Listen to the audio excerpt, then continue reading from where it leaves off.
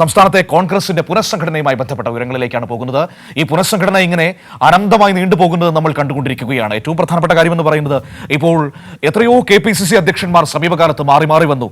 അവരുടെ എല്ലാം കാലഘട്ടങ്ങളിൽ കേട്ട ഏറ്റവും വലിയ ചർച്ചയായിരുന്നു പുനഃസംഘടന എന്ന് പറയുന്നത്. പക്ഷേ ആളുകൾ മാറിപ്പോകുന്നു എന്നതിനപ്പുറത്തേക്ക് ഇതുവരെ പുനഃസംഘടനയിൽ ഒരു ഇല പോലും അനക്കാൻ കോൺഗ്രസ് നേതൃത്വത്തിന് കഴിയാതെ പോകുന്നു എന്നതാണ് ഇന്ന് കോൺഗ്രസ് നേരിടുന്ന ഏറ്റവും വലിയ പ്രതിസന്ധി, വെല്ലുവിളി എന്ന് പറയുന്നത്.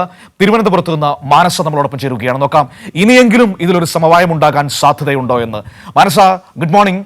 എത്രയോ വട്ടം ഈ പുനഃസംഘടനയ്ക്കുള്ള അന്തിമ ഡേറ്റുകൾ KPCC പ്രഖ്യാപിച്ചിരുന്നു. എത്രയോ തവണ അന്തിമ താക്കീതുകൾ നൽകിയിരുന്നു. പക്ഷേ എല്ലാം വെള്ളത്തിൽ വരച്ച വര പോലെയാകുന്നതാണ് നമുക്ക് കാണാൻ കഴിയുന്നത്.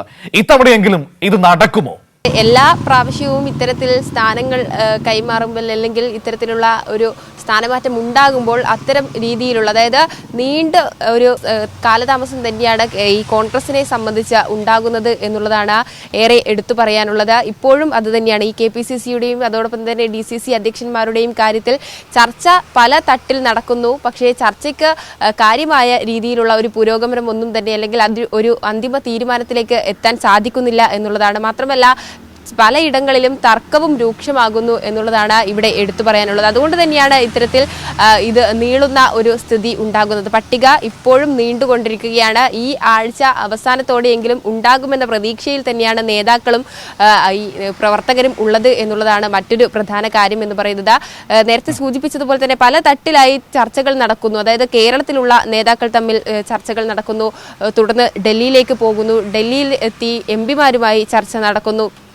എന്നിട്ടൊന്നും തന്നെ DCC അധ്യക്ഷന്മാരുടെ കാര്യത്തിൽ, അതോടൊപ്പം തന്നെ KPCC ജനറൽ സെക്രട്ടറിമാരുടെ കാര്യത്തിൽ ഒന്നും തന്നെ ഒരു തീരുമാനത്തിലേക്ക് എത്താൻ സാധിക്കുന്നില്ല എന്നുള്ളതാണ് ഇവിടെ ഏറെ പ്രയാസമായി കാണുന്നത്.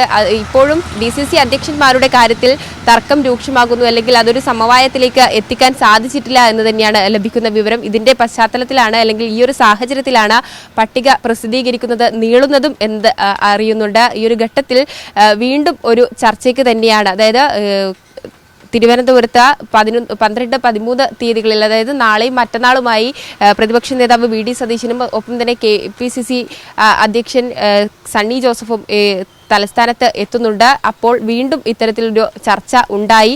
പട്ടിക ഈ ആഴ്ച അവസാനത്തോടെ പ്രസിദ്ധീകരിക്കാൻ, അല്ലെങ്കിൽ അന്തിമ രൂപം നൽകാൻ തന്നെയാണ് ഇവരുടെ ഒരു തീരുമാനം എന്ന് പറയുന്നത്. പട്ടികയിൽ അന്തിമ ഡൽഹിയിലേക്ക് പോകും. ഏറ്റവും പ്രധാനപ്പെട്ട കാര്യം, എവിടെയാണ് ഈ ചർച്ചകൾ വഴിമുട്ടുന്നത്? DCC അധ്യക്ഷന്മാരെ മാറ്റുന്നതുമായി ബന്ധപ്പെട്ട തർക്കങ്ങളിലാണോ ഈ ചർച്ചകൾ വഴിമുട്ടി പോകുന്നത്? ഓരോ DCCയും പിടിക്കാൻ ഇപ്പോൾ പ്രതിപക്ഷ നേതാവ് സ്വന്തം നോമിനികളുമായിട്ട് വരുന്നു. KC വേണുഗോപാൽ അദ്ദേഹത്തിന്റെ നോമിനികളുമായിട്ട് വരുന്നു. MP-മാർ അവരുടെ നോമിനികളെ മുന്നോട്ട് വയ്ക്കുന്നു. ഈ ഒരു പ്രശ്നമാണോ ഈ ചർച്ചകളൊക്കെ വഴിമുട്ടുന്നതിന് കാരണം?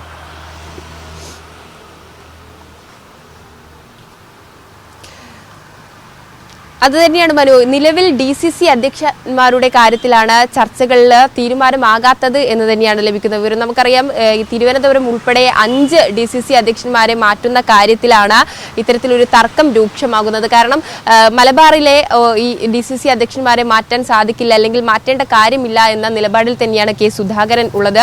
അതോടൊപ്പം തന്നെ തിരുവനന്തപുരത്തെ DCC അധ്യക്ഷൻ VD സതീശന്റെ, അതായത് പ്രതിപക്ഷ നേതാവ് VD സതീശന്റെ തൽപരനായ ആളെ കൊണ്ടുവരാനുള്ള നീക്കം VD സതീശനും നടത്തുന്നു. അതോടൊപ്പം തന്നെ AI ഗ്രൂപ്പുകളുടെ അഭിപ്രായങ്ങളൊന്നും തന്നെ മാനിക്കാതെയുള്ള ഒരു പട്ടിക പ്രസിദ്ധീകരിക്കാനാണ് നേതാക്കൾ മുന്നോട്ട് പോകുന്നത്. ആ ഒരു ഘട്ടത്തിൽ ആ ഗ്രൂപ്പുകൾ തമ്മിലുള്ള, അല്ലെങ്കിൽ അഭിപ്രായം നൽകിയിട്ടും ആ അഭിപ്രായം സ്വീകരിക്കാത്തതിലുള്ള ഒരു ഖേദപ്രകടനം അവിടെയും നടക്കുന്നുണ്ട്. ഈ ഒരു ഘട്ടത്തിലാണ് ഇത്തരത്തിൽ ജംബോ കമ്മിറ്റി രൂപീകരിക്കാനുള്ള തീരുമാനവും, അതായത് നേതാക്കളെ ഒന്നും തന്നെ പിണക്കാതെ ഈ ജംബോ കമ്മിറ്റി KPCC ജനറൽ സെക്രട്ടറിമാരിൽ എടുക്കാമെന്ന തീരുമാനത്തിലേക്ക് നേതാക്കൾ പോകുന്നു. അപ്പോൾ ഇത്തരത്തിൽ ഈ ജംബോ കമ്മിറ്റിയിലേക്ക് 24 അംഗ കമ്മിറ്റി ഉള്ള ഇടത്ത് അത് 35ലേക്ക് ആക്കാൻ പോകുന്നു എന്നതാണ് അറിയാൻ സാധിക്കുന്നത്.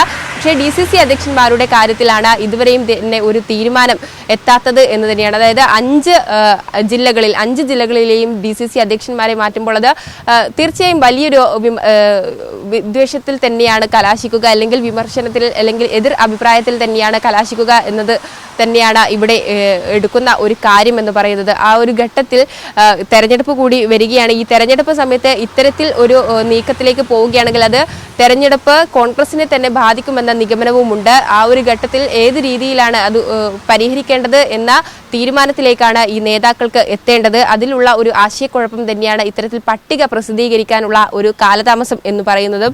നേരത്തെ സൂചിപ്പിച്ചതുപോലെ തന്നെ KPCC ജനറൽ സെക്രട്ടറിമാരിൽ ഉള്ള ആളുകളെ മാറ്റാൻ ഏതായാലും തന്നെ തീരുമാനമില്ല എന്ന് തന്നെയാണ് അറിയാൻ സാധിച്ചത്. അതും ഈ ഒരു തെരഞ്ഞെടുപ്പ് പശ്ചാത്തലം തന്നെ കണക്കിലെടുത്താണ്.